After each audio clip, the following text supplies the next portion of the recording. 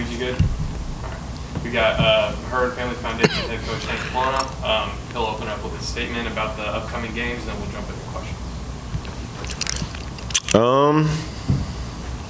Tennessee State Sunday.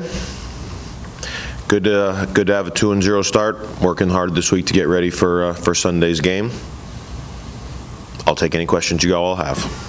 I guess we can start with what has recently transpired with you guys going on the road, beating Eastern Kentucky. A little more time to probably look at the game film and really reflect on that. What you like, what do you still feel like you need to work on?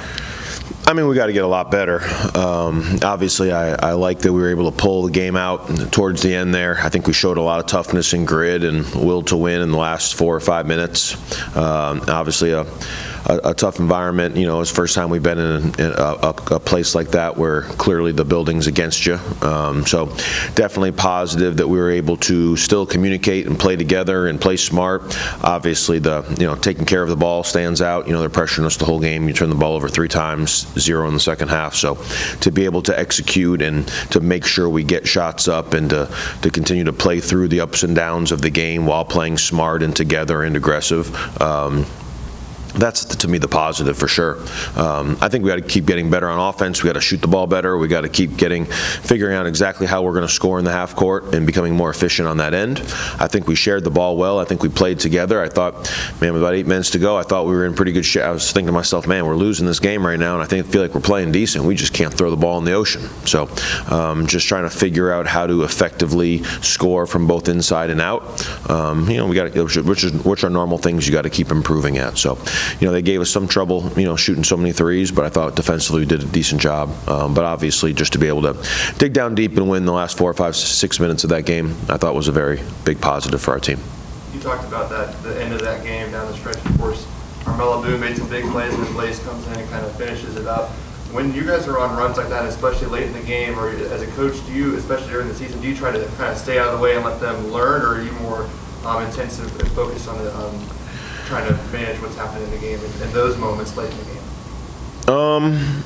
I mean, we prepared ourselves, I think, to succeed in that game. So, I mean, I would like the players to always look really good. I know some coaches want to look like they're a super coach out there drawing stuff up on the clipboard, and sometimes that gets picked up as, wow, this guy can really coach. I don't really care about that, to be honest with you. We worked on trying to run through passes, and we call them pick sixes. Like, we worked on trying to get steals and runouts, and Melo got 2 huge ones late in the game. We work on deflecting passes. Terrion got one that led to Teagan's run out. Melo got one on the ball, the sideline out of bounds, that led to that run out. We knew they were going to press. We had 4 different types of press breaks in. I thought we handled all of those. They have a couple different variations. I thought we don't break a press to break a press. We break a press to score. So I think the habits that we worked on in preparation for this game really showed themselves in the last 5, 6, 7 minutes of the game. So I guess that's, to me, how we can, as a staff, try to help the players. You try to put them in position and give them confidence, and maybe give them a couple cheat codes to what we think is going to happen. Obviously, we went over their offense. Went over the little flare screen play they ran late that Melo ran through. So. You try to impact the game as you can in different ways, but obviously I think I want us always to look like we're a confident, aggressive team. But, I want our guys to know why we're doing what we're doing, and them to have an idea, and maybe their team can't quite figure it out. And that's kind of what I thought happened down the stretch. I certainly don't want to hesitate. We're up through 2, 4, 6, and we get a steal, and it's 2-on-1. Oh, we're going to go score now. We're not going to try. I mean, you get a layup, we're going to take it. And I thought we did a good job, Teagan, Melo, and Blaze finishing. Blaze, the second one, I told him, if you're going to shoot that, you better make it, man. Because I thought we kind of got slowed down, and wasn't sure. That's probably the one that when he shot it, I wasn't so sure of, but it went in. So, but it ices the game when you're able to do that. It takes a game that was never more than a 5-point game the whole way, and obviously they're panicked a little bit, and you're able to apply pressure on both ends and run out. I mean, that's how you get an 8-point win. You guys really outscored EKU, especially in those fast break points. Do you think that was because of the energy in the arena? They're really what's the word, energized from the crowd there, or what led to that? I don't know. I mean, we got a lot of late in the game. We got those live ball turnovers. I mean, if you get a steal and you're able to, I mean, it's the biggest probably mistake you could make in basketball is throwing the ball to their team. So we were able to force quite a few of those, and we ran out and scored for sure. I don't know. We try to focus on transition defense. Like, we don't want teams to be able to run on us. Like, if we make a mistake, if we miss a shot, if we throw the ball away, I mean, we are getting back on defense immediately. No putting your head down. No point trying to figure out what happened. So I think we did a pretty good job at making them score in the half court, and I think kind of as that game went on, we were able to, even when we were down by 4 or 6, Grant had a kind of a rebound and a run out. That was a big play. I thought we got some quick baskets. I don't know. I guess I think if you can score quickly against a broken defense, you got to do it. I certainly think it helped us come back in that game. Just back to turnovers too. Jack had pointed out that I think since Western started counting that stat, 3 has only happened twice, and they've both been your teams last year and again this year. What does that signify to you? Anything? Is it just an anomaly, or are you just really stressing that? What's that about? We always stress it. I think turning the ball is over the worst thing that you can do on offense. So the players know that. When we start in June, if you turn the ball over, you run down and back like it's automatic. They don't do that. Don't necessarily need to do that anymore, because now I want them to not just feel bad for making a mistake, but it's emphasized. I mean, to me, it's you got to get a shot up on the rim. So it's the number one thing that I think on offense. I think a lot of people try to stress make turning their team over. We do that a little bit if we can, but we try. But on offense, you got to get a shot up. I think on offense you need to get 1 or more shots. On defense, you need to allow 1 or less. Like, I think that's basketball. So we certainly prioritize it. These guys know if they throw the ball away and they're careless with it. I mean, it's a lot worse than messing up a play. It's a lot worse than, even throwing up somewhat of a bad shot. Like, it's the worst thing that you can do on offense. So I don't know. I saw them post that the other day too, and I don't know. I guess I couldn't really tell you. I don't keep track of all that stuff myself, but I know that the fewer turnovers you have, the more chances you have to score and the better opportunity you have to win. So we're talking about it a lot this week, so hopefully it doesn't jinx us. I guess I'll go again. Tennessee State looking ahead to that new head coach and Nolan Smith there. I think they're off to a 2-1 start, and they were competitive definitely against Belmont. Yep. What's your thoughts on that? I'm going to watch the Belmont game today. I haven't watched that. I watched their game the other night that they played. They're talented. I mean, they score the ball. I mean, we lot of, I think, 3 returning starters from the game last year, and we played well and beat them here last year, but they went on to have a very, very good season after that. We're just looking at their stuff. I don't think they had another double-digit loss all year, and obviously finished above 500 both in the league and overall. So they certainly, those guys have confidence, and they'll remember the game from last year. So, again, I haven't watched that Belmont game yet. We're going to watch that today. But I know that they have some talented offensive players. The guard that he brought with him from Memphis has been at Georgetown, good player as well. They got Big East Player of the Year as a freshman. Yeah, that sounds right. Yep, that sounds right. So, they have some talented offensive pieces. Like, we know they're going to be able to score. So, we've kind of been wrapping up EKU last couple days and focus on us today, but we kind of start prep here tomorrow. So we'll Friday, Saturday, make sure we're ready to go and be ready for them on Sunday. Then you have the quick turnaround. You have a Bethel team coming in Tuesday. So 2 games this week, and then it's off to the Bahamas. What do you want to see from your guys in these 2 games, other than the obvious win the games? What signifies definite steps forward for you? Play real hard. Continue to try to improve on both ends of the floor. I think these are games where we should, be able to use our toughness and defend and rebound and be able to run out in transition. I mean, I think we played great the last 6 minutes in transition versus EKU. I don't know why we didn't do that as much in the first half. So, trying to emphasize playing with a toughness and an urgency for all 40 minutes. I'd like us to. I guess I'd like us to shoot the ball a little bit better than we have been. That's not something you just stress and talk about. But so to me, that's moving the ball on offense, getting your spacing a little bit better, getting your timing better, throwing timely passes on target, on time to try to help guys make shots. I guess I hope that we can be a little more well-rounded on offense. Would be probably the thing that I think we need to grow at in order to be successful versus very, very, very good teams. So, and then obviously continue to get better on defense. I mean, we have allowed 70-plus points. I know we play high possession games and all that, but I think we can be a better defensive team than we've been. So it's early in the season. Just going to try to keep improving, and hopefully we can win while we do that. The shooting thing sounds almost more like it's a rhythm thing as opposed to a shot selection thing for you? Is that Yeah, I don't know. I mean, it's, I don't, I didn't think we were shooting bad ones, so, again, shooting's not something I stress about a ton. Like, I would just hope that, we keep controlling what we can control, and when that ball's up in the air, I hope it goes in. But,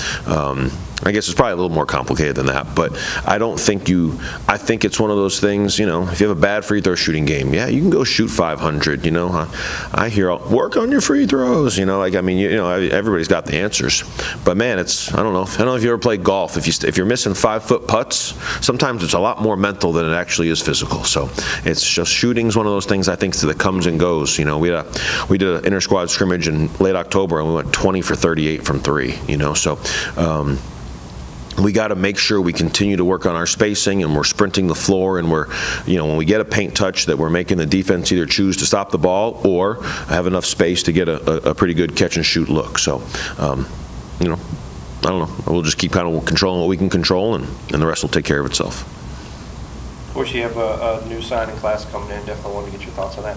3 in-state guys seem to definitely be a trend for you and your staff. Yeah, obviously, Cole, Gabe, and Gavin are all very good players that we've known for a long time. We're trying to find talented guys that we think can help us win, and no doubt, probably, I guess maybe the kicker with the in-state thing is we want guys that want to be at WKU, and it seems like in the modern world that the location can be a factor in wanting and kind of being a tiebreaker, and we're hoping to kind of build, and I think when you get younger guys that in their mind are excited to be at your place, and that as they enter, I guess all you can do is when they come here, you hope that they want to be here for a little while, and then you hope that you create an environment and a culture day to day that makes them want to stay, so that's probably just the simple answer I'd give you on the in-state thing. But man, Cole obviously is a dynamic player. I mean, he can really shoot that ball. He's talented. He's played against with and against the best players in the country, and we think he can be an immediate impact guy for sure. Gabe is special, man. Gabe is 6'7", 6'8", and I mean, he's again played with and against elite players. He's gotten better and better. He had an injury last year that kind of slowed him down a little bit, but man, the last probably 9 months or so, I'd say, man, his confidence has gotten through the roof, and he's physically very mature for his age. He's played against the biggest and strongest there is. We think that he can come in kind of at that, sometime, somewhere in that 3-4 range, kind of be an impact player as a freshman, and we think both Cole and Gabe have very, very high ceilings. Gavin's a young man that we got to know here the last 6 months to a year. That, man, as far as culture, as far as winning, as far as team building, as far as being about what we're about, man, like he stands out in a very unique way, and we think it's just going to be a long-term process for Gavin to continue to grow and get better, and obviously have an impact as kind of probably as the years go on. But I would say that I think Cole and Gabe, we think are they're local kids, but we think that as freshmen they're going to come in and make a big impact in winning for our team. I know in this day and age, a roster is really never set. I mean, you're always recruiting, you have to be. But as far as looking to that next period, are you done, do you think, with the high school level guys? Or are you... I have no idea. You're right, the roster's never set. I have no idea who's going to be on our team next year or not. And I know who I'd like to be on our team, but in this world where everybody's a free agent every year, which is crazy, just for full transparency, we're talking about all the different parts. No, it's crazy that the complete free agency every single year is what's crazy. Because you want to paint a picture. You want to say, yeah, we're going to have so and so and so and so and so and so, but like you don't want to make that player feel like you're like you're trapping them or anything like that. So all you can do is create an environment and a culture that players want to come to and players want to stay at, and that's what we try to do. And that's by coaching them hard and pushing them, and hopefully they feel like they're getting better. So I don't know, when it comes to what's next for us. I do think a combination of high school player and junior college player, like we're always going to be looking there. There's a lot of kids that go in the transfer portal, and it's kind of you get a real mixed bag in those 2,000 names. I thought we were very fortunate to get the guys that we got this year, but I wouldn't tell you I'm ever thinking it's 3 high school kids, we need to get 2 JUCO kids and 3 transfer. I don't really look at it that way. Like I think that, I mean, if I've learned anything from a Tegan Moore or Julius Thedford or Armello Boone, we've had freshmen come here and play now and help us win. So I would not say that we eliminate a class because in theory they're young. I think if we can find, whether it's a high school kid, a junior college player, I guess if we're in the portal, whether that's Division I, II, or III, or NAI, we're going to look at all different avenues to trying to find players that can help our team, and hopefully by the middle of March or the end of March, hopefully we have an idea of what exactly we need. Obviously, the glaring need for us is front court. Our bigs are all in their either in their last year of eligibility or probably in their last year of eligibility. You never quite know for sure with sometimes what these rules are, but we do need size still. So I think we are actively, and obviously, the international market is a market for front court players as well. So to me, regardless of if we're able to retain, our team, or if those guys, if after the year we have turnover, we are going to need front court help, and that's obviously an active priority for us. How much in season do you do looking, like you said, for front court? How do you balance that with obviously currently what's happening, and also making sure you're prepared for the future? Well, we got 5 assistant coaches now, so I think they're all working on that, and we talk recruiting quite often. I think you have to continue to recruit throughout. That never stops. You try to identify, and it's because at the end of the year, everybody's it's a bunch of stats on a page and highlight videos, and everybody looks good in the highlight video, and everybody can make stats look good. You try to figure out who can really help and who can play, so you try to watch and see their progress through it all. Everybody at the end of the year will send us their 3 best games. But everybody has 3 worst games too, and we want the guys that we want when they have a bad game. Versus Tennessee Tech, Armello Boone has 2 points, and I tried telling you all he's a good player now. I tried warning you, he's a good player. I don't think he had a bad game because he had 2 points. But man, when you look back 4, 5, 6 months, sometimes guys get judged more on just statistics or results and not the actual performance of the game. So I think the great coaches and evaluators and recruiters are able to figure out, in a world where sometimes the numbers and the highlight videos all look the same, you try to figure out, okay, who can really help us, who's a little bit different, who's unique, who can, Blaze and Leroy haven't had the best statistics in the last few years, but man, they're winners, man. We need, and they're going to show up every day. When Blaze plays in the second half versus EKU, man, Leroy's supporting him with everything he's got. When Leroy plays in the second half at UAB, Blaze supports him with everything he's got. You have to kind of follow and try to get to know kids and understand what they're about to learn if those are the type of people we're adding, or because you want to avoid adding the guys that are happy when they play and do well, regardless of your team's result, and the guys that are upset when they don't play and play well, regardless of the team's result. Those guys don't help you succeed. So I think during the year you're able to get more accurate information on kind of who people really are and who those players and teammates really are. I think it's certainly important to maintain doing the entire season.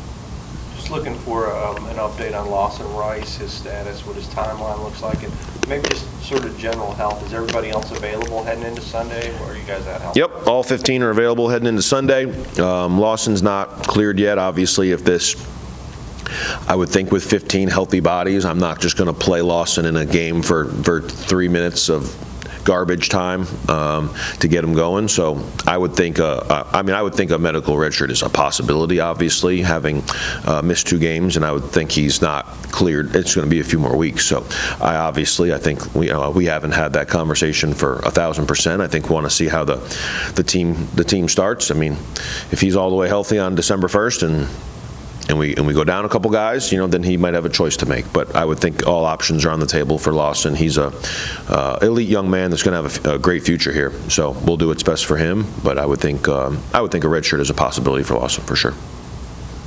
I want to check in with you too on Grant Newell. He's been rock solid for you through the first 2 games. I think that was sort of the expectation that he'd be that guy? Yeah, he's kind of he's a real good leader. He's an everyday guy. Like, you know what you're going to get, you know. So even when, you know, I think he struggled shooting the ball a little bit there tonight. I don't think he necessarily shot the wrong ones, but you know, he's trusted. Like, the guys believe in the work that Grant puts in. They believe in who he is. Like, he's obviously can play and guard. I mean, he was at the 3 a little bit. He was at the 5 a little bit late in the game. So Grant's willing and able to do anything to help the team win. I think he can. I think he's got to rebound the ball a little bit better. He should be averaging more than 2.5 rebounds a game. I may or may not have mentioned that directly to him. But other than that, I think he's been outstanding. So, no, Grant's going to be a very important player for our team all year. It doesn't surprise me at all. He's a guy that I personally very much believe in and trust, and I think he's a key to our success. All right. Thanks, Coach. Thank you.